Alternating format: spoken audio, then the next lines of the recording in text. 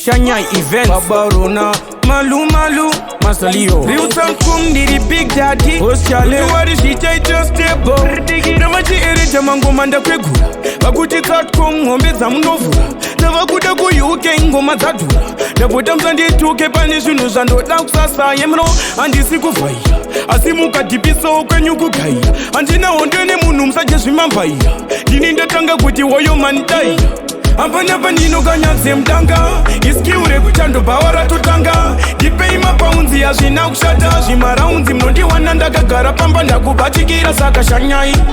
makuloda batnesengai ndobudikira saka farai baba yeme munovaziya Yemano man, no easy toida mururu ne mpururu vanoti voluma mdzodiwa nevakuru kwaitosha yavariko kudaga mota shungu musoro wakwara nekusora zvingungu ndengu zvino mangoti dzoko chamogona kunanzva idyai tomonyo musashandise bhonzo bvisai mongo handina chikosoro musandipe brongo ablesa uye mwana mupai zondo zvamayeta mama kuwanza chinono ingadai muchiziva kugonza kwengofo asi muri vezvitema saka idyai makondo ndakubatikira saka shanyai makuloda batnesengai ndobudikira saka farai baba yeme munovaziya apana nino kanya dzemudanga iskiure kuchando bawara totanga dipei mapaunzi azvina kushata zvimaraunzi mnondiwana ndakagara pamba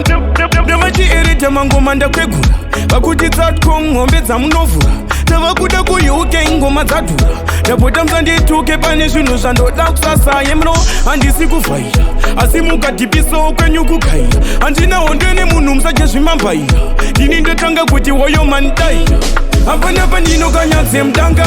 iskiure kuchando bawara totanga dipei mapaunzi azvina kushata zvimaraunzi mnondiwana ndakagara pamba ndakubatikira saka shanyai makuloda batnesengai ndobudikira saka farai baba yeme munovaziya